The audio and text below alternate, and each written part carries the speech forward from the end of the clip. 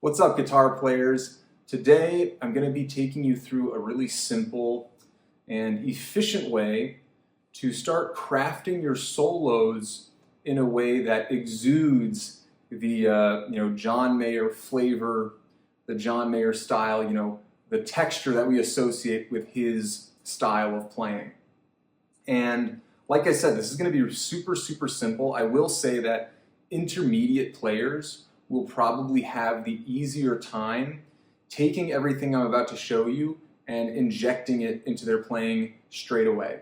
However, I think beginner players can, mess around with some of the things I'm going to show you, some of the concepts, some of the actual licks, and it just might take you, if you're a beginner, a little bit more time to refine some of those things before you start improvising with them, if that makes some sense. But I do think both beginner and intermediate players can take something from this. So basically what I'm going to do is I'm going to show you 3 licks, and these are just licks that I've created that I believe have a specific flavor like that of John Mayer's playing, and I'll explain why when I get to those. So if you want, you can steal these and inject them into your playing, show them off when you're gigging or at the jam, and you don't have to give me any credit, it's all good. You can say, this is my own creation, and that's totally fine. Then what I'm going to do is I'm going to show you how you can actually integrate it in more of an improvisation context. So just a really simple backing track over here, and you'll see what I'm talking about, how you can kind of break these licks into smaller phrases and fragments, and then basically create these longer lead lines and guitar solos for yourself. So I'll jump right into those licks, then we'll show you how to integrate, and then you'll be on your way and you can go have fun with these concepts. If you do find this helpful, liking the video is helpful for me. Subscribing to the channel is also helpful, and I think I'm going to be putting out a lot of things that I think will be applicable to your playing right away. So subscribing is helpful to me and helpful to you. And if you want any other, if there's other guitar players that you like and you want to try to inject their flavors and their styles into your playing, just comment them below, and I'll do my best to make some videos about those guitarists and how you can kind of create some solos and improvisation using their style, their technique. Okay, let's jump in to the licks. The first lick is this.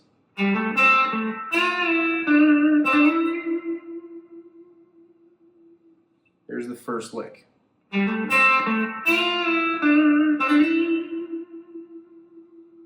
going to do it a few more times just so you can really hear it, dial it into your own playing.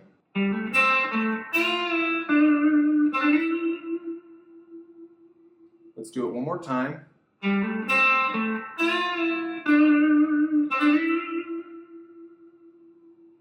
Okay, now let's break down why the heck that would fall into the bucket of a John Mayer style solo. So really quick, pentatonic scale. If we're in the key of C major, so there's C, that's the first note of the scale. 1, 2, 3, we skip 4 in the pentatonic scale. 1, 2, 3, 5, 6, and there's 1, there's the root note, we're back to C. So 1, 2, 3, 5, 6, back to 1.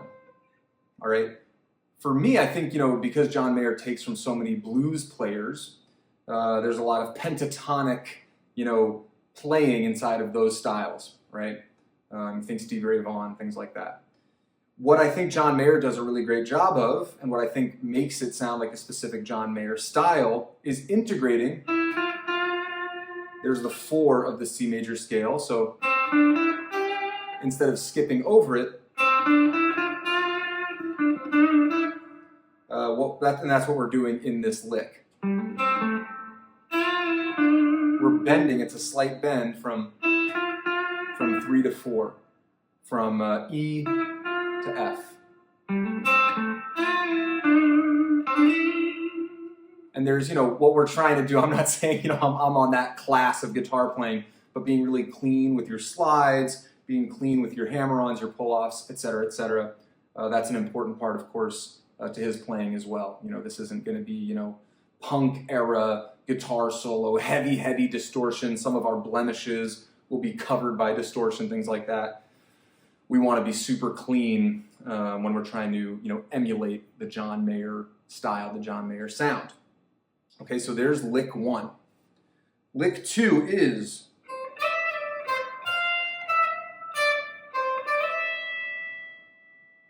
there's lick 2.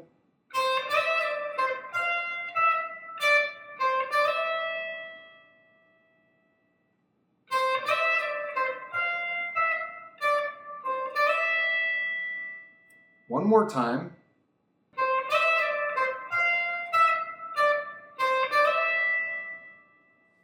Really simple little lick, all on the high E string. All right, and that again, we're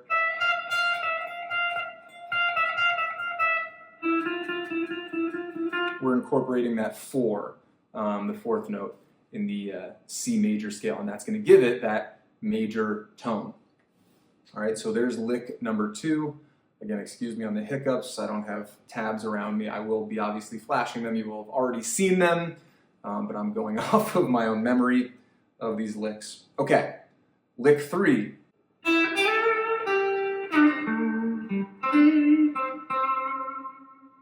So there's lick 3.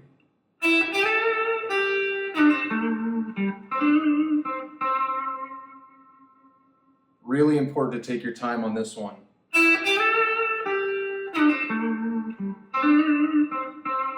There's that fast slide down. I feel like even for myself, I can get a bit sloppy.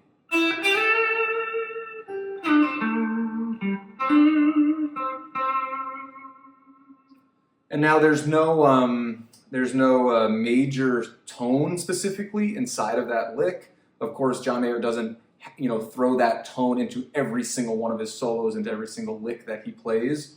But again, clean slides, vibrato, things like that add to that texture that we associate with his sound. So there are the 3 licks. Again, I would take 3 to 5 minutes per lick. You can kind of create an entire guitar practice session around just this. So 3 to 5 minutes per lick, and then taking 5 to 10 minutes to play around with integrating them on top of a backing track. That could be your whole freaking session. You could also use that, I think would be perfect as warming up into all the other songs and solos you want to learn, in your session. Maybe pre-jam session, this could be something to play around with. So anyways, there are the 3 licks. What we're going to do now is basically integrate them into improvisation.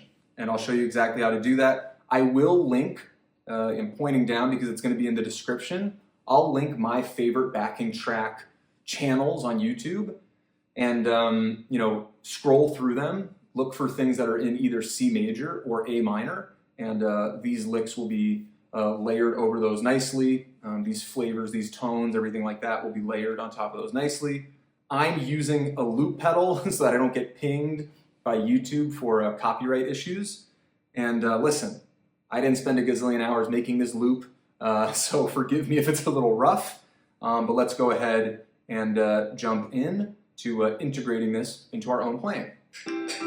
And this is based on Waiting on the World to Change. Obviously this is in C major, but I think originally that song is in D major, so just keep that in mind. And let's just start with one lick at a time, and then I'll show you how to break it up into smaller parts and then create this nice sounding guitar solo.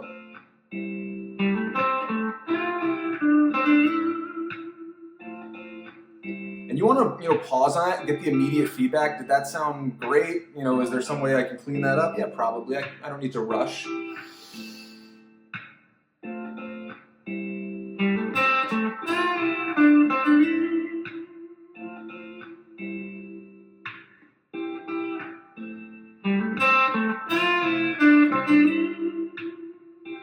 And you can play it at different points along the backing track.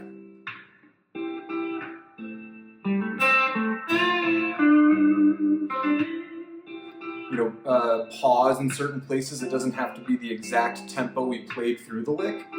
Take a beat here, take a beat there, etc., etc. So do that on every lick.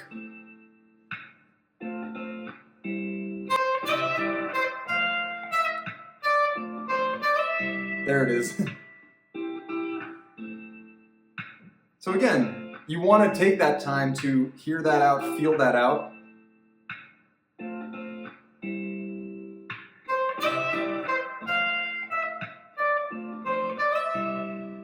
And basically just make sure that they all sound clean, right? So those first two, wait, did I have that right? You know, was that the correct lick?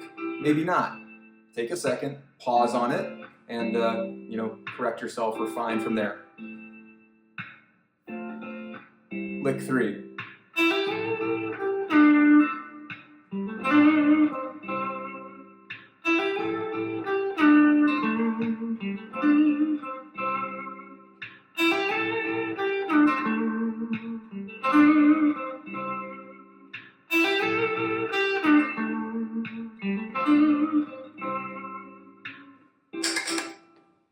Okay, so there it is, just playing the licks as they are on top of the backing track, okay?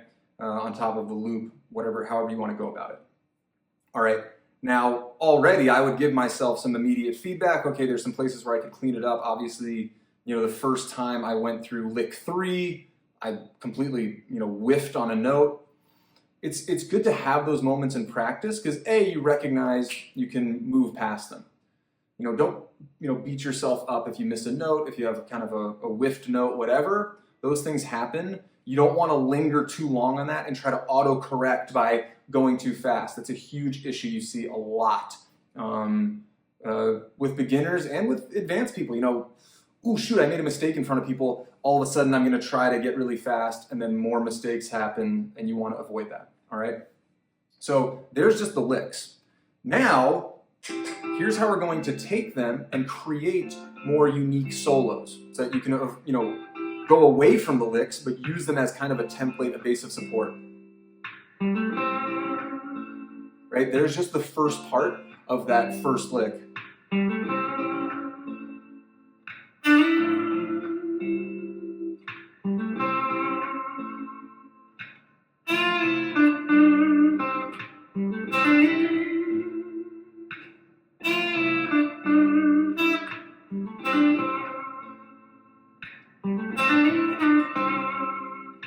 So what I did there is I just took the first lick and expanded on it, took little breaks in different parts, and repeated that first, you know, phrase, doo-doo-doo, doo-doo-doo, and just repeat that.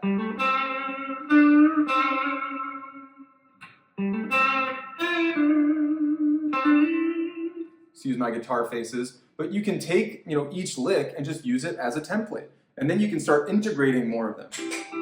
You know, so going up after that.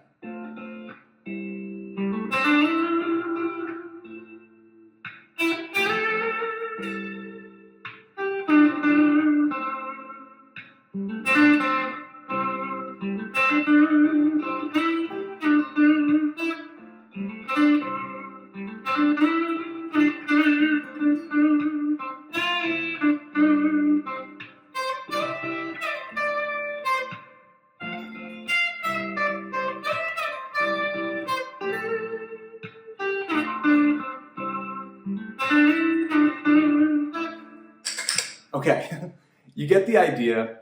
You know, you've got a phrase over here, kind of, you know, focused around this little section. You got a little phrase over there, and then you got a phrase up here. And you can kind of recognize that there's some similarities from lick to lick. Of course, there's subtle differences. But it's something you can use, you know, once you go down here. Oh, you know, those same notes exist down here, they exist up here. And you can really start having a good time experimenting with your expression and simply saying to yourself, oh, I know how to get a little flourish in the mix to get me to sound a little bit more like John Mayer. So I'm not trying to say that this is going to be your exact roadmap to sounding exactly like John Mayer. It's basically to take a moment and, you know, utilize his style, his texture. Somebody might say, oh, that person's taking after John Mayer. You know, we're all individuals. This is an individual expression business here. This is creative expression. So you're taking someone's flavor, you're taking someone's style, you're injecting it into your own playing. Ultimately, it's gonna sound more like you, even though we might be stealing or trying to copy someone else. And that goes for, think about like Kenny Wayne Shepherd.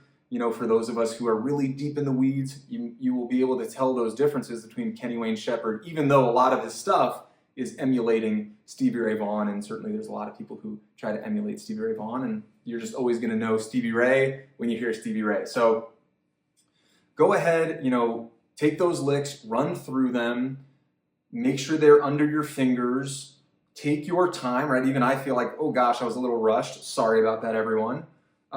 Take your time, put on a backing track, hit the licks on top of that, make sure the rhythm is there, and then start to break them apart. So that could be a full 30-minute session right there of, refine the licks for 10 minutes, play them over a backing track, and then 10 more minutes of breaking them apart and creating your own unique solo and your own unique lead guitar lines. So anyways, if you did find this helpful, you're here till the end, you wanted to hear me rant and ramble at the end, like the video, subscribe to the channel, and comment anyone you'd want to see as far as, guitar solo techniques and, guitar techniques and styles, and we can try to create some lessons around how to sound more like that person. Okay, have a good rest of your freaking day, wherever it is in your day, and I will see you on the next one. Peace.